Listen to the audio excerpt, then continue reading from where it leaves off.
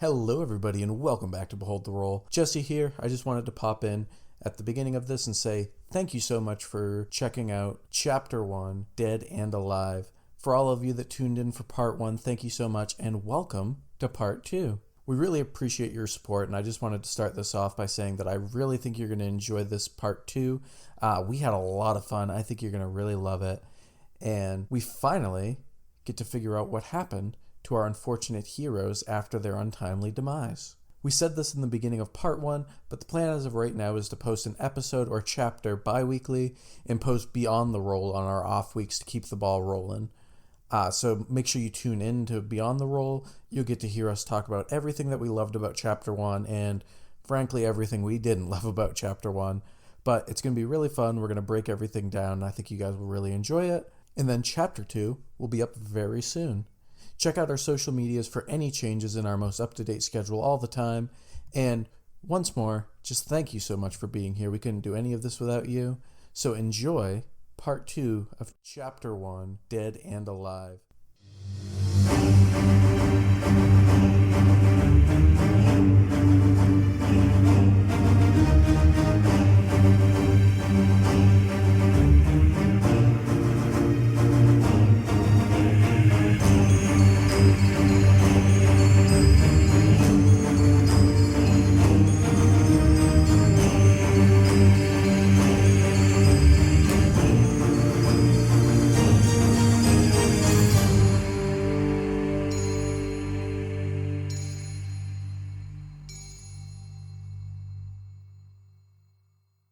So, this is the start of the campaign. Oh, yes. Here we go. As the three of you close your eyes for presumably the final time, for many different reasons, only one thing is truly the same, and that is what you see when you open them. Darkness. The three of you open your eyes, and they're immediately overwhelmed by a hot, stinging pain. It's dark, but as your vision comes back to you, you're vaguely able to see where you are. You sit on jagged black stone, hot white ash blowing all around you and covering everything like a thick, humid snowstorm. As the debris hits your sweaty skin, it burns, doing the same to your lungs as you try to breathe in, being forced to inhale clouds of the burning embers. Columns of black stone similar to that you sit on jet up from the ground all around you, and black steel bars are driven into the sides of them, creating a makeshift cage around you. As you attempt to look through the darkness and walls of ash, little can be seen of the desolate landscape.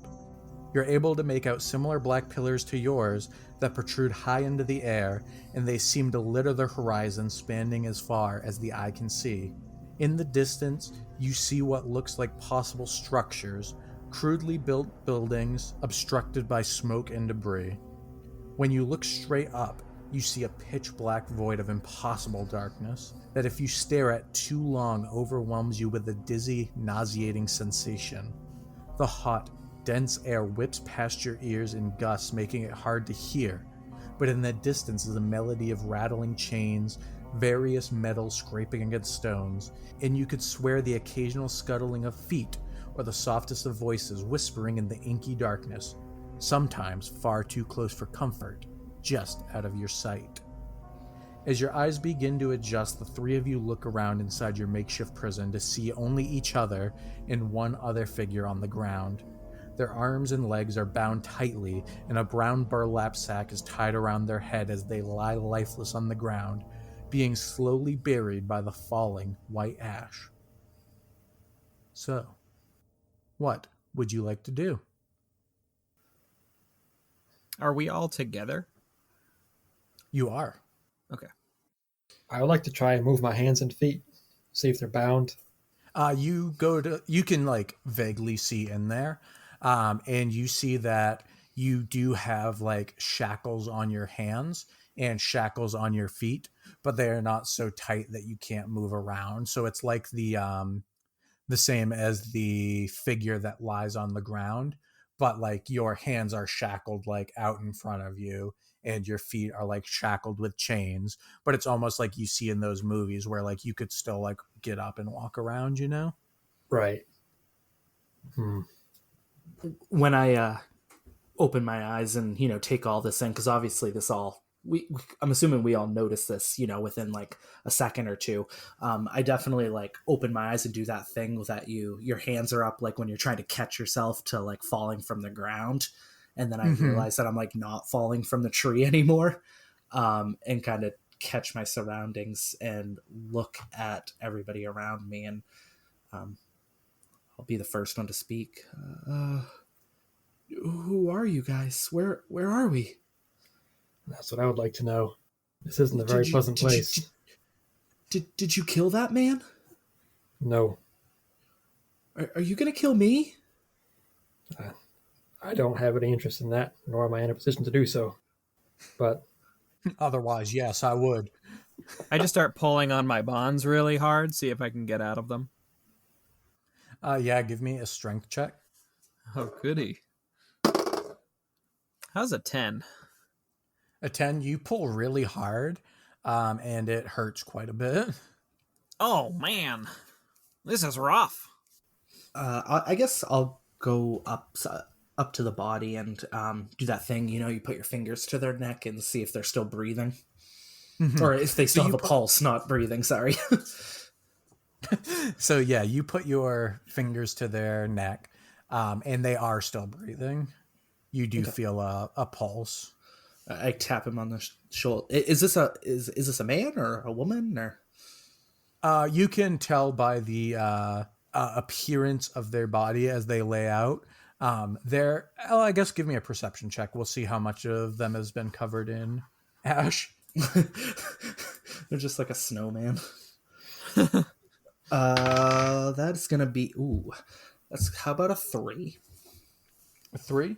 Yeah. Perfect. You actually can't tell if it's a man or a woman.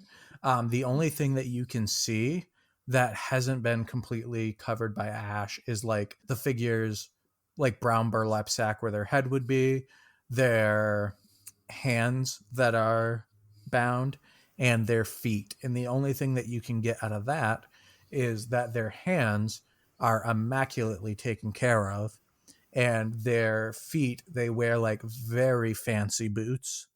And as you are doing this, everybody give me a perception check. Second time's the charm. 16. It's gonna be a natural 1 for me. Beautiful. 9. Hot Nice, rolls. guys. Way to go, guys. We're killing it so far. Yep. So with a natural 1, you are still trying to look for any sign of the boobies and or the women. But it's all covered in ash, and you're not going to get your hands dirty, so you're just looking at the ash pile. What did you get, Wolf? 9. 9. So even with a 9, you can start hearing the sound of footsteps approaching. And Lorcan, you got an 18 or a 16? 16. 16. So with a 16, you also hear these footsteps, and you can also hear that there is multiple footsteps coming. I attempt to break my bonds. Yeah, give me a strength check. Are you doing hands or feet? Hands first. Okay. That would be a 19. 19? Yeah. So you struggle against your bonds, and as you're like pulling and pulling and pulling, you actually start to hear like a snapping. You can see that a couple of the chains are actually starting to give way, and you think that if you tried like this for a few more moments, that you could actually probably break your bonds. And you hear that the footsteps are getting closer, and it sounds like they are kind of hesitant. It sounds like they're approaching very quietly and cautiously. Listen, guys, there's multiple guys coming. I think we should act inconspicuous. Guys, is this a guy or a girl? I can't tell. Let me check. I try to cast Mage Hand. Okay. To, Give me a perception check with advantage. I'm not going to roll it again because I got a natural 20. You got a natural 20? Yep. Okay, so you cast Mage Hand, and you like push away the ash off the body. Does it And skim as over the you- boobies? Well, unfortunately, as you push the ash off the body, the front of the pants move down a little bit, and you get full dingling. Nice. You get full sight of dingling. So with Mage Hand, do I physically feel it? Or Or is it just a magical thing? Well, not usually, but with a nat 20, you can't tell if you can actually feel it or if you're still just really excited to have magic and you're like looking too deep into it. Should we roll for dick size? For you guys or for the figure? For the figure, for sure. For the We figure. already did our size. Yeah. That's true. Yeah, go ahead and give me a D6 roll. Who wants to roll it? Ooh, there we go. 2. 2. Yep.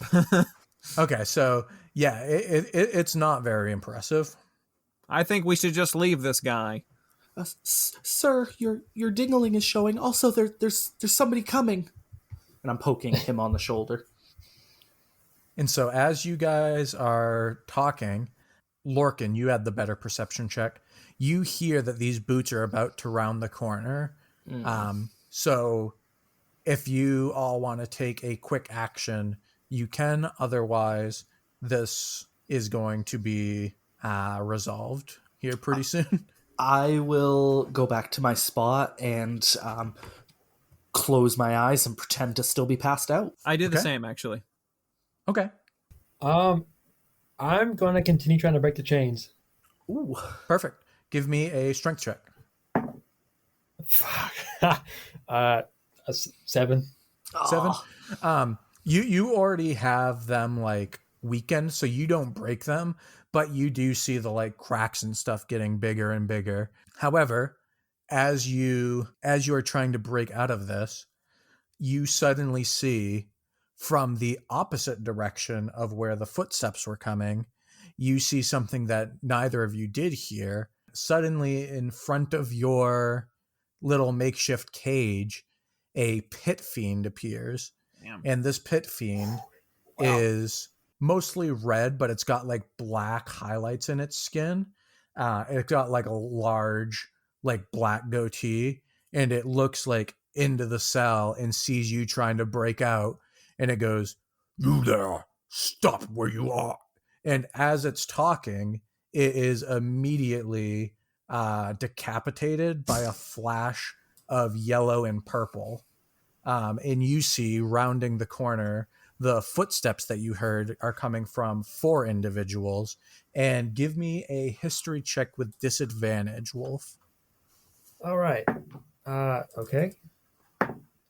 And okay. 15. 15? Beautiful. As they come into full scene, you see that all 4 of these people are wearing gold-plated like suits and are all brandishing what look like very magical weapons. And you know these as the champions of Omersia. You know these as basically the elite person of each of the 4 towns are crowned into this group that's known as the champions. And when there's like major shit that's going down, they're basically the ones that are dispatched to take care of it. So you don't know anything about them like personally, but you see all 4 of them round the corner, and you see that there is, I gotta find their pictures again so I can explain them to you. I'm still playing possum and playing dead, by the way. Yeah, that's why I didn't let any of you roll a history check. Okay. You see a thin half-elf looking fella, and he's got half of his head shaved and the other half is flipped over to one side of his head, and it's like dark brown, and then once it gets down further it gets lighter and lighter into like a really nice blonde. And he's also got 2 different color eyes. He's got one green eye and one blue eye, and he's wearing like the gold and white armor and carries a golden white staff with like a radiating green gem at the top of it. Behind him, you see a small, like, heavy set dwarf that is in gold and silver armor as well. Theirs is a little bit better fitted to them, and you see that they're carrying a dagger and like a gold sigil in their hand. And they have these like bright yellow and red colorings to their eyes. They have like this like beautiful like makeup coloring, and they have these like red lips underneath of a big burly blonde beard. In front of the dwarf is a giant Goliath with a huge black beard and black tattoos all over its pale body. You can see that because, unlike the others, the Goliath is wearing the armor, but only as the pants. So he has the plated silver and gold armored pants, but he is shirtless. And he carries a massive double-sided axe that has a red gem in it that radiates magical energy. And on his wrists are 2 silver lockets, one on each wrist. And it looks like there's like remnants of chain that are like still hanging off of them. And they have little green orbs that look like they lock them in place. So it looks like at one point in time he was like chained up, and that the manacles are still on each wrist, but they're not like connected to anything. And then standing in front of them all is this like stunning human woman. She has like dark skin and purple eyes, and she has this like long black flowing hair with like purple highlights in it.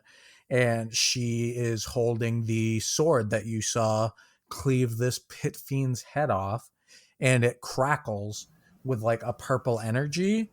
And you see that she holds this white hilted sword with gold accents on it, and there is a small yellow gem in the hilt of the sword.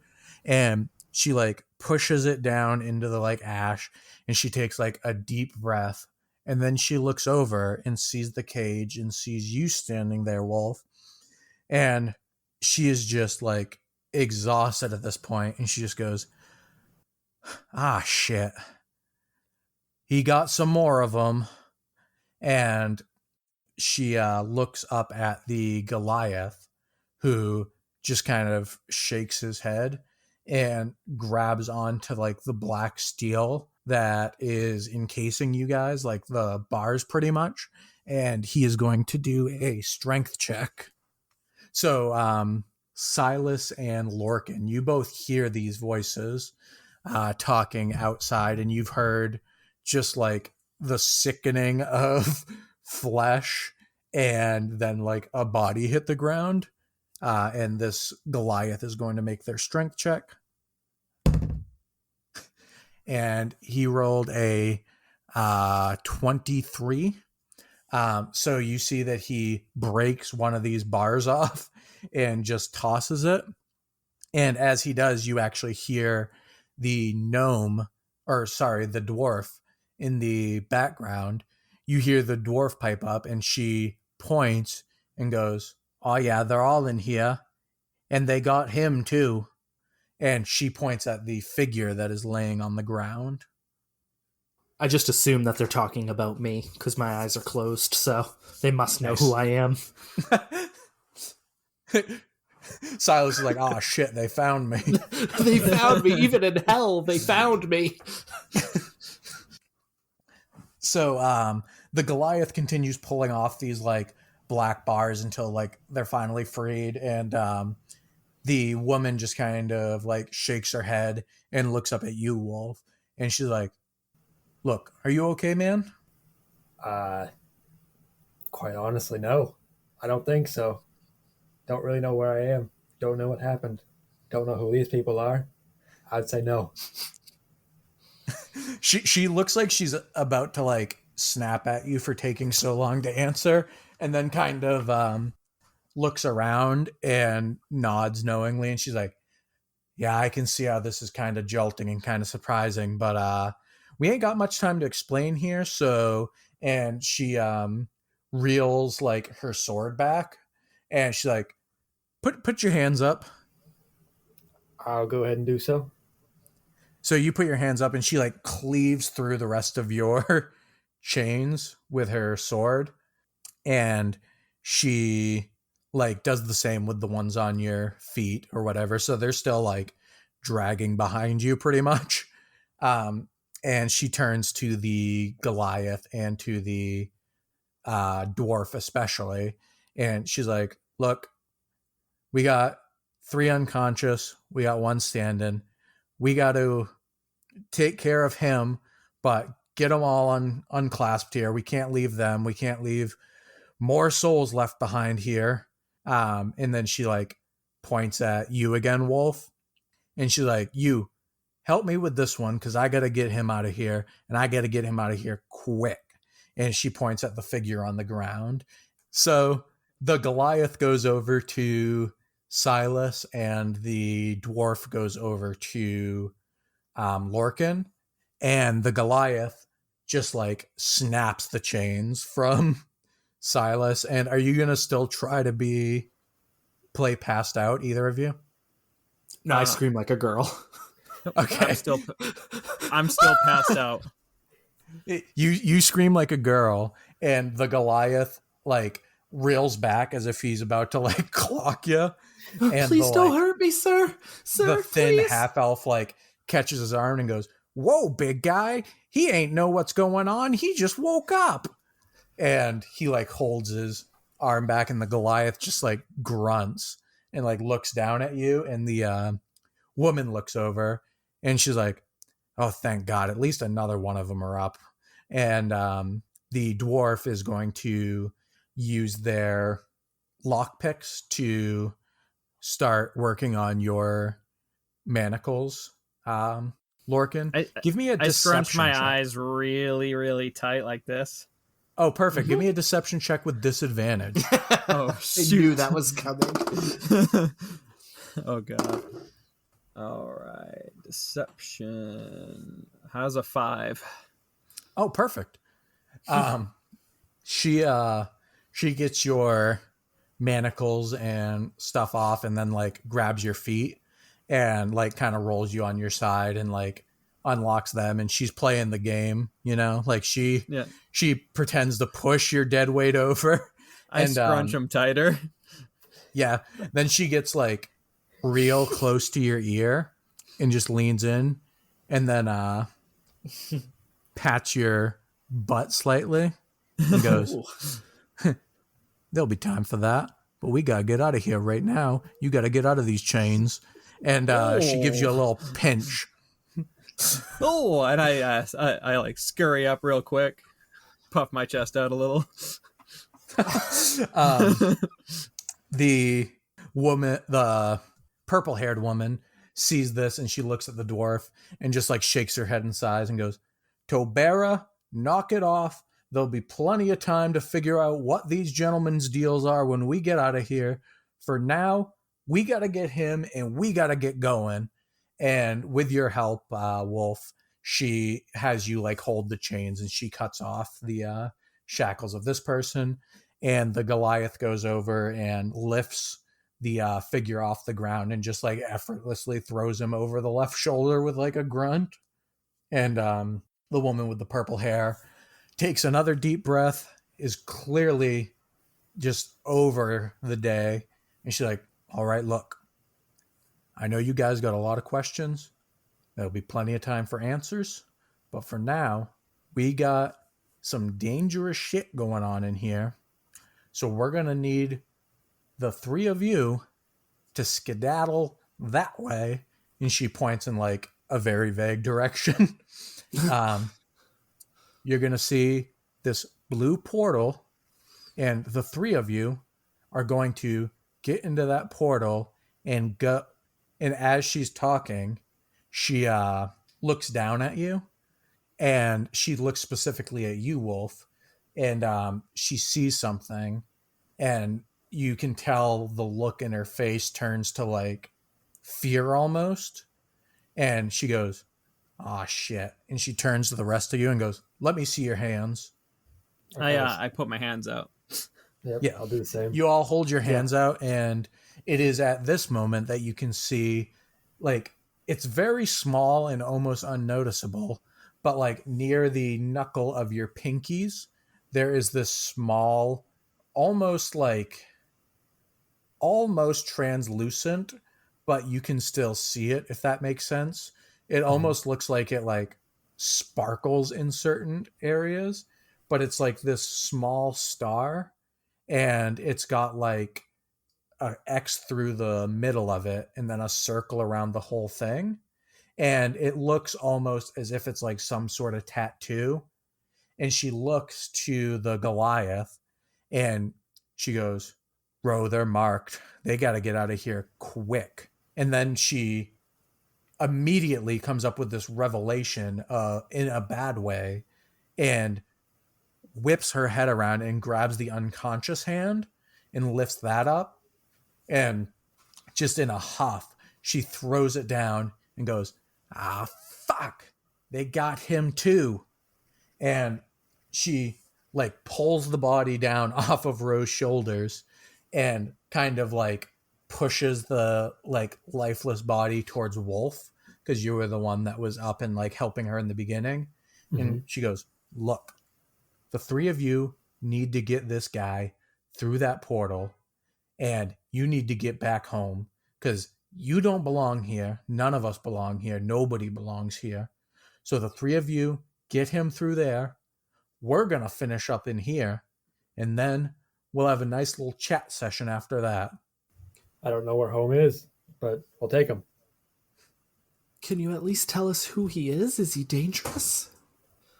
And she looks at him, and then she like looks at you. And she just kind of like, she made a history check, but she did not do very well. And so she just looks at you kind of like up and down. And she's like, "What? No, he's not dangerous. You guys are fine. You just need to get him back." And as she's talking, in the far distance, you can hear almost an explosion, but not like an explosion.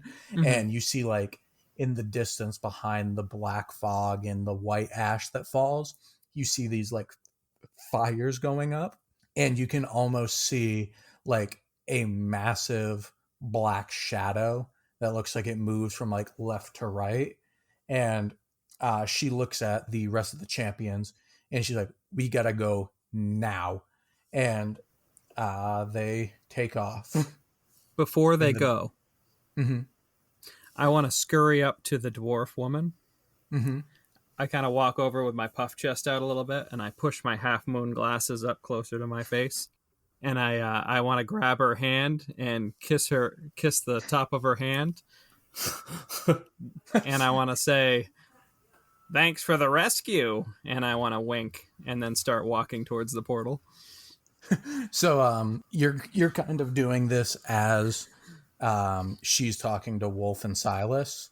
So timeline wise, it's not super weird. And as that like shadow moves or whatever, she looks at that and then looks back at you and takes your hand and lifts it up with a kiss, and then goes, "I'll be seeing you around." And My cheeks gives go your, red. You have a beard, right? Yeah. She like gives your beard like a tuft so that it like flies up, and like your head like goes up or whatever, and you shake it off. And when you look back, she's completely gone. Like no trace that she was ever standing there before. She's the first one of them out. I look at the other two. I'm going to marry that girl. You would do whatever makes you happy. my Marry friend. that girl. So yeah, they take off booking it towards that giant shadow in the opposite direction that they told you guys the portal was. All right, I start walking towards the portal. Yeah, I'm not really big enough to carry this, man. And I look over at Wolf and I said, "I think you're probably the only capable, sir. Would you mind getting him like that nice lady asked?" Not at all. And then I'll pick him up.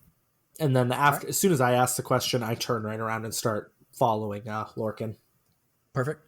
So you start following Lorcan, And Lorcan is heading around these like tight corners, and you like once again get a little bit more of the geography in here, and you see these like dark pillars that are just shooting up from the ground, and they're just jagged, and you see these like other cages that look like they've been like broken into, and then there's some of them that look like they've just been started, like they're like the pillars with like one bar pushed into it, as if like it's not completely built.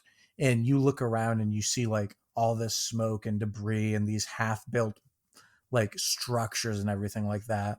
And finally, at a far wall, you see a small bluish purple portal that glimmers in the distance.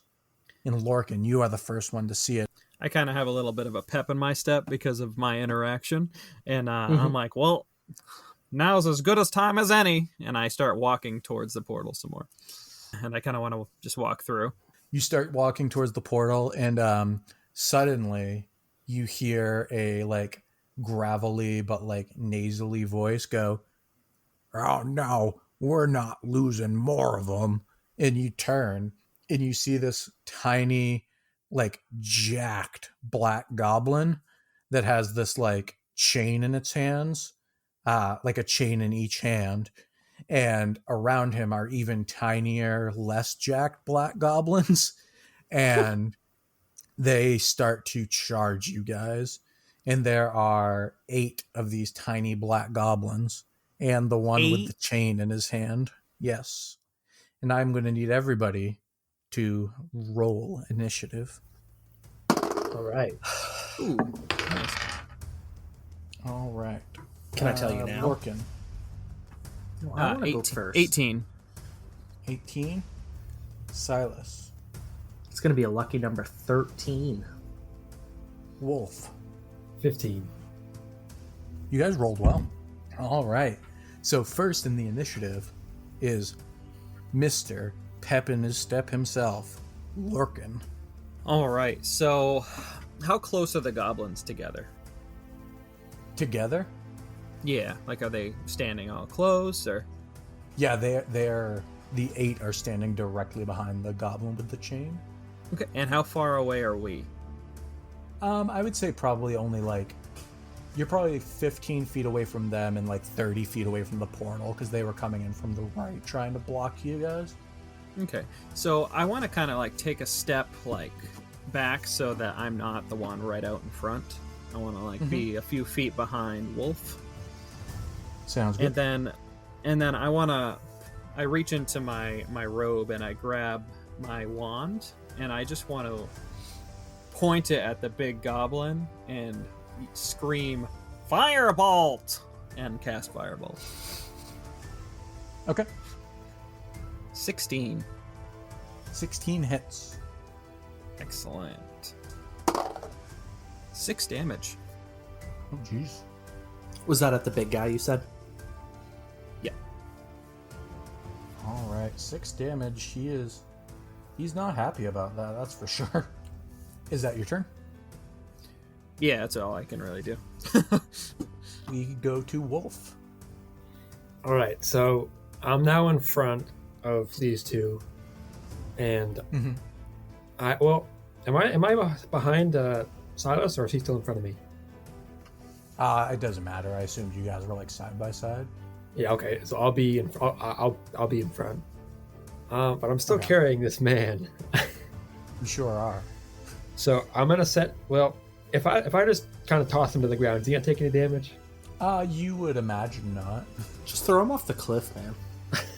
We don't need him. We don't even know him. So The dwarf wants us to keep him safe. I'll bend The about dwarf halfway wasn't down flirting and with drop me, him, so. and then I will. You did also hear her name. I sure did forget her name. I said you heard her name. Her name is Torbera. Torbera? Mm-hmm. Okay. Huge crush on Orbera. So I'll set him down, and I'll draw my shield and my sword, and I'll move up. Okay. You can get to them in that turn. Okay, I guess setting him down would be my action, but No, I'll just count it as an object interaction. I was going to half your speed, but even then you'd still be able to get to them, so. Okay. I will, I'll set him down as the object interaction, move up, and I'll take a swing at him. Okay. Make your attack.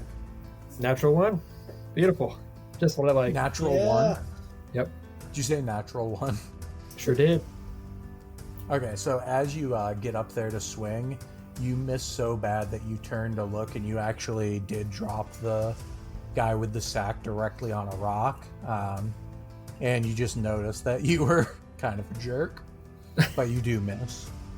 Okay. Perfect. And that's your turn. Yes. Silas. I'm assuming you can cut this part. Like, you can edit stuff. I can't actually. I'm very lazy. Character-wise, like, I made it clear that, like, I was afraid to cast a spell, but, like, I am a spellcaster, so, like, I don't know how to really go about that. I think there's a difference between not wanting to cast Burning Hands on a guard who is trying to apprehend somebody they've been looking for Okay. versus casting Somebody a that's spell clearly on, trying to kill me. on dark goblins that are trying to stop you from going through a portal. Okay, Basically, he's saying stop being a puss. so I would like to kind of position myself closer towards Wolf, and Silas thinks to himself about casting Burning Hands, hesitates again for a second, but thinks back to the shopkeeper dying and thinks about when he did it to Nico, or when he thought about doing it to Nico. But he actually pulls the trigger this time and does it because he's in danger. So I would like to cast Burning Hands at these goblins. Okay. I would assume, are they all in a kind of like a group near each other? As of right now, they are. Sweet. So I can make this into a 15-foot cone, so I can kind of like step wherever I need to not get Wolf into it. Okay. How many could I get with a 15-foot cone? I will say if you hit Wolf, you could get the chain goblin plus a D8 if you hit Wolf. If you don't hit Wolf, you won't be able to get the chain goblin because he's right up fighting him right now. Okay. But I will still let you roll a D8 to see how many people you can hit, but it would be all low goblins. Okay, I will just hit the goblins. I do not want to. I do not want to piss anybody off because I do not know Wolf, and I don't want him to kill me. So, Plus, I would imagine you'd be very hesitant about casting a fire spell at another person. yeah. Roll a D8. So, Let's see how many little goblins. okay, you hit. come on, baby. 7. 7. Beautiful. Yeah. So all 7 need to make dexterity saving throws. Strangely, that is not their strong suit. Weird. Oh, they got a 12. 12 does not pass. Okay, I'm just rolling them all as one because they're little shit goblins. So they all take 3d6 damage. They take 11 points of damage. 11. Yep. Okay, so they're 6, 3, and a 2. You cast this spell presumably for probably the first time in a long Yep. time, because I would imagine you like maybe practice your spells, but you don't really have to use it for anything. Maybe like practical reasons of like starting the fire and stuff. Yes. Yep. I have my practical spells about like starting fires. We have our illusion spells, mending spells, but this will be the first time I've ever cast a spell at another creature or humanoid or anything like that. Well, something that you're very familiar with happens because you cast a spell and all 7 of these humanoids melt in front of you. Oh god. Oh god. Silas kind of cries a little bit, but to himself, or tries to keep it to himself. Your eyes actually burn because ash goes into them and you're crying and trying to wipe them. Oh, that's great. Sweet. So is that your turn? Did you say that they're blocking us, or? Yes. Okay. Not as then much yes. anymore. But Weird. Yeah, I'm gonna stick kind of. Yeah, I mean, I already moved. Yeah, I'm good. Okay. That's my turn. beautiful.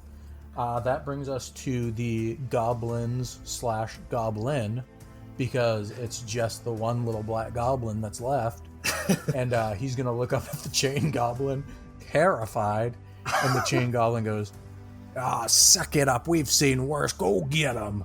And he is going to book it at you, because you just cast that spell. Oh, no. But I am going to allow Wolf an attack of opportunity because he was right next to the other feller. I don't know if you're supposed to do attack of opportunity if you're engaged with somebody, but I think it's funny, so Okay, them's the bricks. let's do it. Wolf. I got a- wolf. God, I forget what I can add to attack here. Your attack modifier. Yep. Oh, I got a 15 Are on you that. using the website? Yeah, I got 15. You got a 15? Yep. You hit. Do your All right. dammies. Dammies. Roll them dammies. Roll them dammies dice. 10 damage. 10 damage. You Jeez. brutalize this man, or rather this goblin. You like fully cut off one of his shoulders, and he has got 1 foot in the grave. You can tell that he is not long for this world.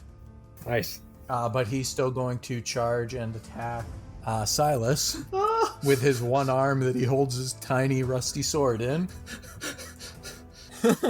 He rolled a 2, so does a 4 hit our boy Silas? It actually does. Oh shit! No, that I'm just sucks, kidding. dude. No, I'm just kidding. It does not hit Silas. All right, so that means it is Chain Boy next, and Chain Boy is going to attempt to grapple you, Mr. Wolf, and his rippling biceps are going to attempt this. Ooh, he got a 21. So do I need to make an opposing strength check? Yes. Okay. Whoops. Yeah, I didn't get that. All right, so he grapples you, and he is going to take a free action now to attempt to trip you with his chains. Okay. And does a 19 hit your armor class? If I'm grappled, does my AC take a hit? No, your AC is the same. Okay, second question. Oh, but he does Uh, get advantage, thank you. Okay. Dirty 20, does that? It meets it, so yeah. Yeah, okay. So, thank you for reminding me of that, Joe, though. Wow, way to go. Yes, you guys do have Nice, homework buddy. tonight. So he takes one of his black obsidian chains and like wraps around your ankle and just trips you after grappling you. And you guys see this like goblin that is significantly smaller than Wolf just like drop him down, and you are now prone and restrained. Yep. That brings us back to Lorcan. All right. So how far away is this goblin now? Which one? Or these goblins, I should say. Each of them. Like, what's One the distance? ran up to Silas, so they're close to you because Silas moved a little bit, but not a ton. So the little shit goblin is close to you, and the chain goblin is still just as far away as he was last turn. All right. So I still have my wand in my hand. I point it straight up in the air. I push my half moon glasses in a little closer, and I scream out, "You will see the power of the bright strikes firsthand!" And I cast magic missile. I want Hell to. yeah. You can split up the missiles to 2 different guys, right? Yep. Correct. 3 technically, I think. 'cause Yep. then So it's I want to 3. do 2 Yeah, I have 3. I want to do 2 missiles at the big one and 1 at the small one. Go for it. All right. So the one at the small one does 4 damage. He's dead. Tell us how you kill this little shit goblin with a One-armed goblin. Yep. So as I point it up, a big purple missile comes up and starts soaring towards this goblin. You're probably and it pretty knocks hyped his because other I'm arm assuming off. magic missile is like the one spell an aspiring wizard tries to cast, and this is the first time you're able to actually cast it. Yep. I have the biggest shit-eating grin on Yeah, my and you face just right met now. your little dwarf friend. Yeah. I still have that pep in my This is step, the- so I'm doing Morgan stuff died I and he's never having the thought I best day could of his do. life. Yep, this is amazing. So anyway, this purple missile soars towards this little goblin, and you just see his sword arm explode off of his body, and he bleeds out. Nice. All right. Do you damage for And the other, Chain Boy? yeah, the other two collectively does 6 damage. 6, so he takes 6 more damage. And he's not happy about it. That brings us to Wolf. All right, so am I still like you said? I'm restrained and I'm prone. Yeah, so technically, I think the way prone works, well, I think restrained, it's what, like a strength check, Jim? So he's not technically restrained. He's grappled, I think, right? You said? Because restrained is a whole different thing. Yeah, so he's like on the ground with like the chain around his leg. So what I'm gonna do is I got will restrained have right you... here. Hold on. Restrained. A restrained creature's speed becomes 0, and it can't benefit from any bonus to its speed. Attack rolls against the creature have advantage, and the creature's attack rolls have disadvantage. The creature has disadvantage on dexterity saving throws. And then there's also grappled. A grappled creature's speed becomes 0, and it can't benefit from any bonus to its speed. The condition ends if the grappler is incapacitated. The condition also ends if the effect removes the grappled creature from the reach of the blah blah blah. So Okay, we'll just say this. Give me another opposed strength check. Okay. And the way that we're going to do this is if you pass, you can get up and it just costs you your movement. If you fail, you're going to take an attack of opportunity while getting up. I got a nat 20. damn. Oh, man. You got a dirty 20, but... So yeah, you are able to. It's hard because these chains are wrapped tight around your leg, but you are able to kick them off, so you can get up if you want. Yeah, I'll get up. Okay, and that's just your movement, so you have an action and a bonus action. Okay, I will. I'll take a swing at him. Hell yeah, swing it up. That is a 20. Dirty 20. That hits. Weird. And that is 8. No, sorry, that's 7 damage. 7 damage. He also has 1 foot in the grave, and he is And not looking good now. And just kind of as a free action, I look over at Silas, and I say, "Good job, my boy. Thank you, sir. Thank you. You did good work." And I'll end my turn. All right, perfect. So this chain goblin is beaten up and hurting, and looks back over in the direction of where the big shadow was that the champions went over to. And he looks over there, and then he turns to you guys and very quietly goes, "All right, look, I don't need any of you. You guys were just collateral damage. All I need is old Sackhead there, and the 3 of you can just skitter right through this portal. How about that?" Well, sir, Mr. Goblin, sir, why should we do that? I feel like we have the upper hand right now. It's 3 against 1. It's 3 against 1. Do you have any idea who I am? No, I do not, nor do I care, and it's 3 against 1 right now until a bevy of other goblins come around this corner, and none of you make it out of here. Sir, We were tasked by the champions themselves, and I start waving my wand threateningly at his face, but I'm like short, so it's probably not all that threatening. I mean, he is a short goblin that's just jacked, so... I'm an old, bearded, balding gnome. That's fair. So, sir, Mr. Goblin, sir, do you have any idea who I am?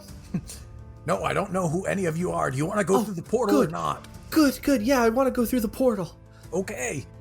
but we're going through you to do it. It is Silas's turn, and he goes, "Wait, no, I'm talking to Ponytail Man. Me and him, we got something going on here. He's going to take my deal, and you guys are going to skedaddle right through that portal or whatever I just said, and I'm taking Bagman."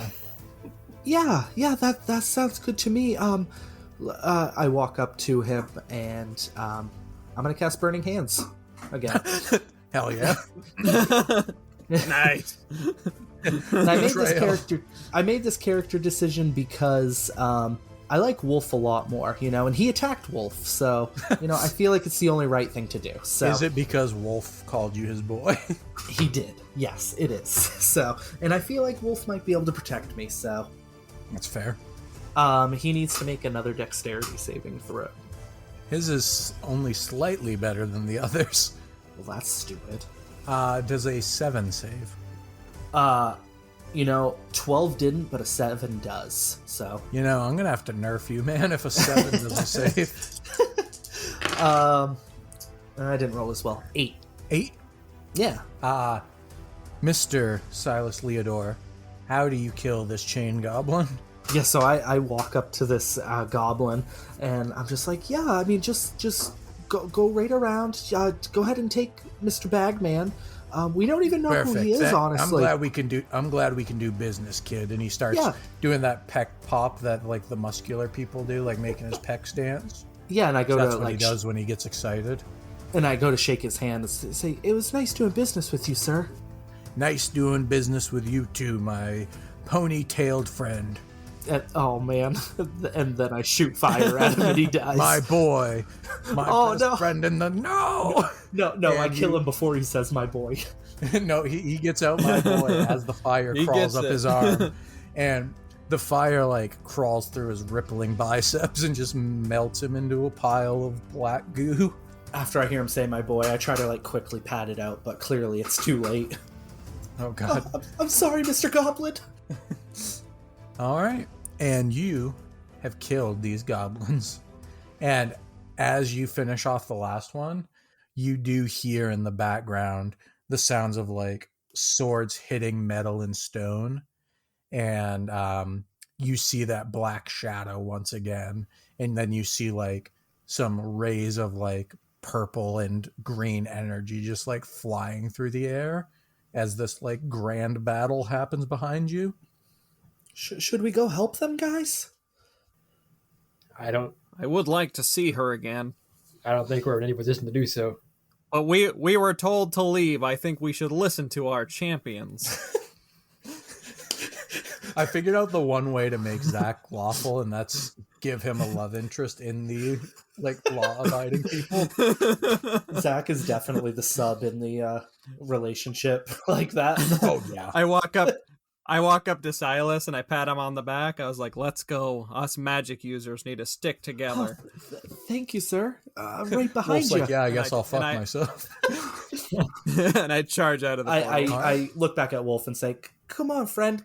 I pick up the Bagman because he's still laying on the ground. Bagman. And I was kind of hoping nobody would remember him. I was. And then I'll check to see if those chains. So funny. I'll check to see if those chains made it through that fire, and if they did, I'm going to take them. If the chains made it through the fire, The goblin's chains. From the chain goblin. Oh, yeah. They're basically just the same chain that you guys were chained up with, so it I'll take definitely 'em. made it through the fire. Okay. And then I'll make it. I'll go through the portal last with Bagman on my shoulder. All right. Bagman. Bagman. I hope his real name is Bagman. It is. I also realized we never pulled his pants up. Oh God. Yeah. So first, Lurkin bursts through this portal, and the light is blinding as it hits your eyes. And seconds later, the same thing happens to Silas and then Wolf, as your eyes are overwhelmed by a very familiar thing, especially familiar to Wolf, as it is the sunlight. And the three of you open your eyes. You see this beautiful landscape in front of you, and it's of trees and some birds flapping. And you look back at this portal that held this dark prison, whatever it was that you were trapped in. And suddenly, the portal disappears behind you. And as it crackles out of existence with a blue energy bolt, it disappears. And the three of you are left alone in the woods with Bagman. And suddenly, you hear a voice from behind you go, "Oh boy, I wasn't expecting visitors today." and you turn around to see a really frail, bald old man just in his like underwear with the robe open, and he was out getting the mail, and clearly a portal just appeared, and then you three came out of it, and then it disappeared, and he looks between the three of you with somebody over your shoulder with a bag on their head and just goes, "Can I offer you all some tea or something?" And that's going to be the end. Yeah, if you don't mind, I am parched. No, sir, that's the end of session 1. Dang Yeah. it. That was awesome. Yes. That was I killer. like that a lot. Really want some tea, though. All right, and that's going to do it for episode 1.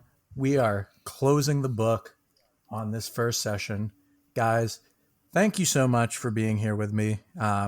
Genuinely, this is something that I know we've all wanted to do for a long time, and it was an absolute blast, and I'm just so excited that we're actually starting to do something like this.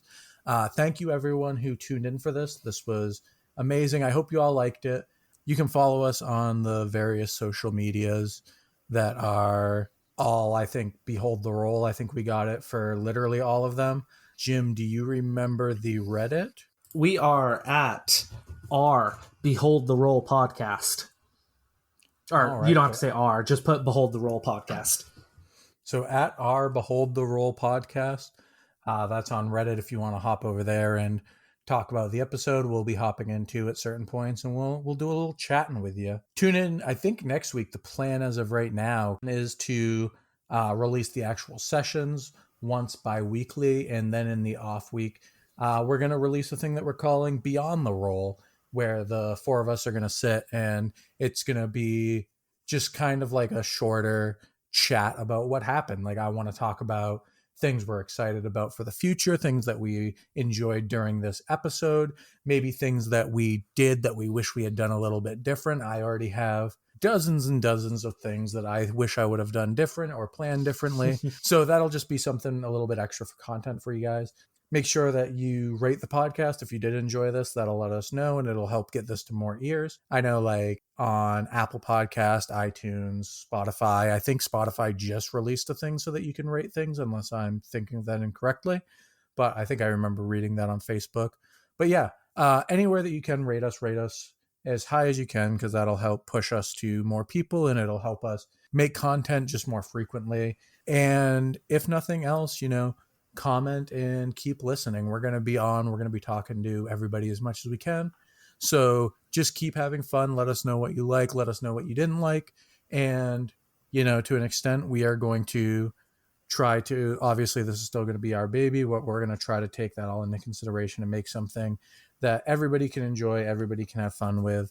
And I am genuinely hyped to not only record the first Beyond the Roll and talk about this more with you guys, but I am so excited for chapter 2, and I hope you all tune in to chapter 2 in 2 weeks.